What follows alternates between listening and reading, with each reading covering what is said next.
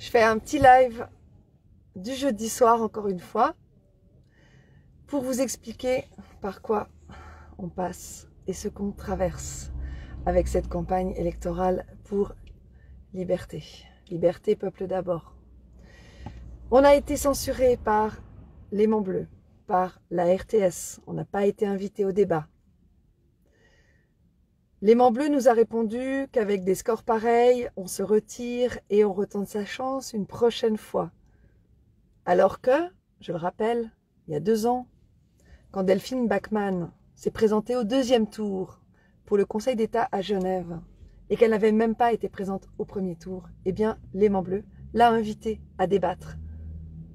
Et j'ai posé la question à Jérémy Sédou de l'Aimant Bleu pour comprendre pourquoi Delphine Backman, en avril 2021, avait été conviée à débattre sur l'Aimant Bleu malgré qu'elle ne fasse pas partie du 1er tour et qu'elle s'est rajoutée au 2e tour pour le Conseil d'État à Genève. Eh bien, il ne m'a pas répondu. À ce jour, il ne m'a pas répondu. Je lui ai envoyé ma question il y a 1 jour ou 2 jours. Voilà, ça c'est les médias. Le Temps et la Tribune de Genève ont aussi fait des débats auxquels ils ne nous ont pas conviés du tout. À Genève, on est 6 candidats pour le Conseil des États ce dimanche 12 novembre. Et les médias n'en montrent que 4.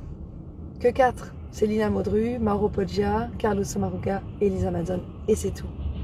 Nous, on n'existe pas. Alors vous avez suivi l'histoire des affiches pas collées. Vous avez suivi la suite. Le recours qu'on a envoyé, les 2 recours, le recours à la Cour de justice et le recours au fédéral pour annuler l'élection à cause de cet affichage vicié. Eh bien, la réponse nous est parvenue la semaine dernière. Elle a été la suivante. On aurait dû respecter les 3 jours de délai, ce qu'on a fait, après chaque infraction. C'est-à-dire que, aussitôt les affiches posées, on aurait dû constater qu'il manquait mon affiche. Notre affiche. Sauf qu'on ne l'avait pas vu tout de suite. On l'a vu au bout de 3 jours que nos affiches manquaient. Et qu'ensuite se sont rajoutés d'autres problèmes. D'autres problèmes, notamment le nombre de voix qui diminue, la représentation sur plusieurs affiches des mêmes personnes, Mauro Poggia, Célina Modru, représentées sur toutes les affiches de leur sous-liste. Donc ça leur donnait une représentation x4, x5 par rapport à nous. Bref. Donc les recours ont été jugés irrecevables. Pour une histoire de délai. Alors que la Cour de justice nous a répondu 13 jours après qu'on ait envoyé notre recours, je ne sais plus si c'était le 4 ou le 8. Je crois que c'était le 4 octobre. Mais eux se sont permis de ne pas respecter les 10 jours qu'ils devaient respecter, mais nous, bon, enfin bref. Ça ne s'arrête pas là. On a fait l'opération impossible de donner nos autocollants pour le tram 12 qui devrait circuler juste à côté de moi. Là, je suis en face de la Sportive, dans la rue de Carouge. C'était le rendez-vous que je vous avais donné pour venir admirer nos messages sur le tram.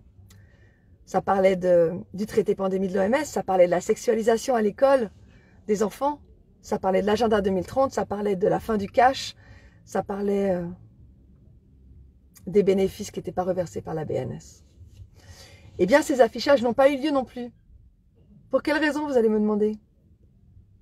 D'abord parce que la partie qui était dans les crêtes du tram, c'est-à-dire en haut du tram, devait être sur du plastique collant et ça avait été fourni en micro-perforé, soi-disant qu'on ne pouvait pas le coller sur le tram. Alors on a refait une impression hier en urgence avec du plastique collable sur le tram. Et ce qu'on nous a dit aujourd'hui, c'est que la colle n'était pas conforme. Alors que ces gens travaillent avec des cars depuis des années, qu'ils ont habillé 600 cars jusque-là, qui sont habitués à ce travail-là et que ce problème de colle ne s'est jamais posé avant. Jamais. Autre chose, on a dû livrer en moins de 24 heures la semaine dernière tout l'habillage du tram parce qu'il fallait le livrer pour vendredi avant 10 heures. Vendredi de la semaine dernière, c'est ce qu'on a fait. On a travaillé toute la nuit pour ça, à 4. On a tout déposé dans les temps. Et on nous a annoncé que les autocollants n'étaient pas conformes. Mercredi, hier, aujourd'hui on est jeudi, c'est la semaine dernière qu'on avait tout déposé, et c'est mercredi, hier, donc le 7 je ne sais plus quel jour on est, le 8 novembre, pardon, le 8 novembre, on nous a dit, je rallume la lumière, non, ça veut pas. Quand ça veut pas, ça veut pas. On va faire en sorte que ça marche. Voilà. Donc, il devait poser tout ça vendredi quand on a déposé nos visuels, nos autocollants, vendredi dernier. Et on nous dit hier seulement que c'était du micro perforé au lieu du plastique. Et aujourd'hui, on nous dit que la colle n'est pas conforme. Franchement, est-ce que c'est normal tout ça? Est-ce que c'est normal? Est-ce qu'on est en démocratie? Est-ce qu'on a les mêmes chances que tout le monde? Est-ce qu'il y a une égalité de traitement? Est-ce qu'on a le droit d'apparaître? Est-ce qu'on a le droit d'être connu des citoyens genevois qui vont voter ou qui ont déjà voté? Je sais pas, c'est une question que je lance. Alors l'ironie de l'histoire, c'est que je suis conviée le jour de l'annonce des élections, l'annonce des résultats, pardon, dimanche 12 novembre, sur l'aimant bleu. J'aurai peut-être 1 minute si j'ai de la chance de parler. Je suis pas sûre du tout. Et c'est pas à Unimail, cette fois c'est au Canon, en vieille ville, 2 rue de l'Hôtel de Ville, là où il y a le Conseil d'État. Je pensais qu'on serait même pas invité là-bas, vu qu'on n'existe pas sur les médias avec cette candidature. C'est vraiment ironique. Hein. Alors qu'est-ce que je vais pouvoir caser en 1 minute ou en 2 minutes si j'ai de la chance? À part le fait qu'on a été censuré, censuré à mort, comme on n'a jamais vu ça. En même temps, en France, ceux qui regardent depuis la France, ils savent tout ça, parce que ça s'est déjà produit pour les présidentielles, pour les législatives. C'est du sabotage à tous les étages. Ben, vous voyez, à Genève, c'est pareil. C'est la même chose. C'est exactement la même chose. On n'est même pas conviés. Autre chose, la règle qui est imposée par le service public de médias, la SSR de Suisse, dit qu'on doit avoir un temps de parole égal entre tous les candidats lors des élections. Elle est où l'égalité? Ouais, tout à l'heure, j'en menais pas large. Là, je me suis reprise, mais faut tenir. Hein. Psychologiquement, c'est waouh.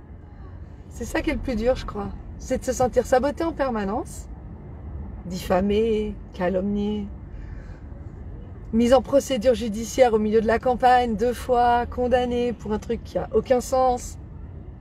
Là, je viens d'apprendre qu'il y avait 2 nouveaux articles de Bigous qui étaient encore à charge contre moi, qui venaient de sortir dans les 2 derniers numéros. En permanence. C'est en permanence. Voilà. Je vous enverrai les photos du tram, ce qu'il aurait dû être et ce qui ne sera pas. Et en attendant, ben, on a des plans B, on a des plans C, on a des plans D, on rebondit toujours. Et on sera au stand samedi, 11 novembre, à la place du Mollard, avec de nouveaux panneaux qui expliquent les mêmes messages que ceux qui devaient passer dans le tram. Ils seront sur notre stand. Donc les gens qui passeront les verront. À moins que ça aussi, ce soit pas possible.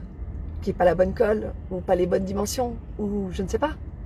Qu'est-ce qu'ils vont inventer cette fois pour nous empêcher de parler, pour nous empêcher de montrer les messages qui sont importants et que les citoyens doivent connaître plutôt que d'écouter des débats stériles sur le climat, sur l'énergie, sur la baisse, plutôt le pouvoir d'achat en berne, les assurances maladie qui sont des problèmes éternels qu'on a depuis toujours et qui sont causés toujours par les mêmes pouvoirs dont on parle jamais, qui sont jamais évoqués dans les médias, les banques, les organisations internationales, la mafia généralisée, et toutes ces tentacules qu'il y en a jusque dans les TPG, il faut croire. J'en sais pas, j'en sais rien.